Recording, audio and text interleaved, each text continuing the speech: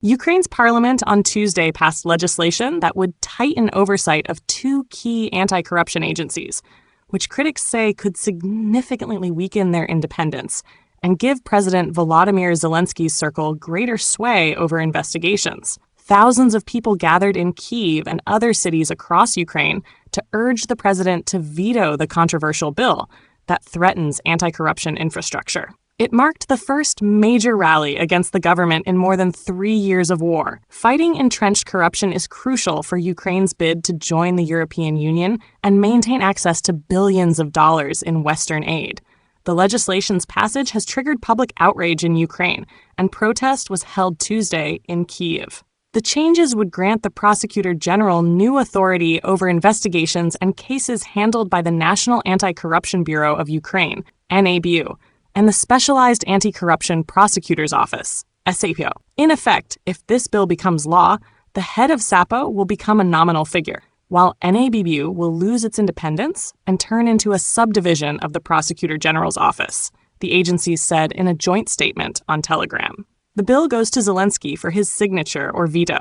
In a post on X, the EU's Enlargement Commissioner Marta Kuss expressed concern over the vote in the Rada, calling it a serious step back. Kuss added, independent bodies like NABU and SAPO are essential for Ukraine's EU path. Rule of law remains in the very center of EU accession negotiations.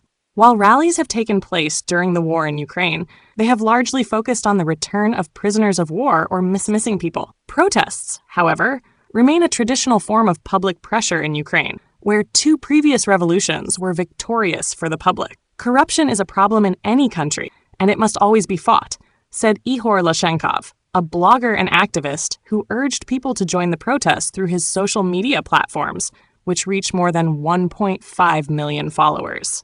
Ukraine has far fewer resources than Russia in this war, he said.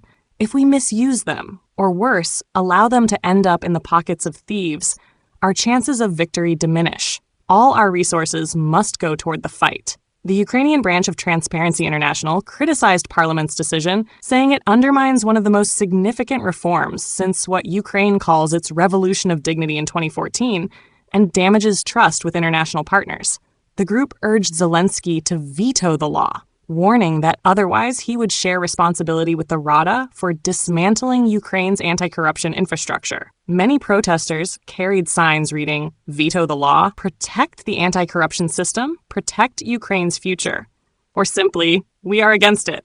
The mood of anger and frustration among the war-weary Ukrainians prevailed in the crowd. Some protesters accused Ukraine's leadership of prioritizing loyalty and personal connections over the fight against corruption. Those who swore to protect the laws and the Constitution have instead chosen to shield their inner circle, even at the expense of Ukrainian democracy, said veteran Ole Simoraz, sitting in a wheelchair because both his legs were amputated after he was wounded in 2022.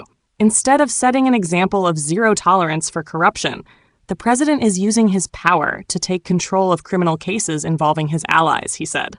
On Monday, Ukraine's domestic security agency detained 2 NABU officials on suspicion of links to Russia and searched other agency employees on unrelated allegations. Zelensky's office didn't respond to a request for comment.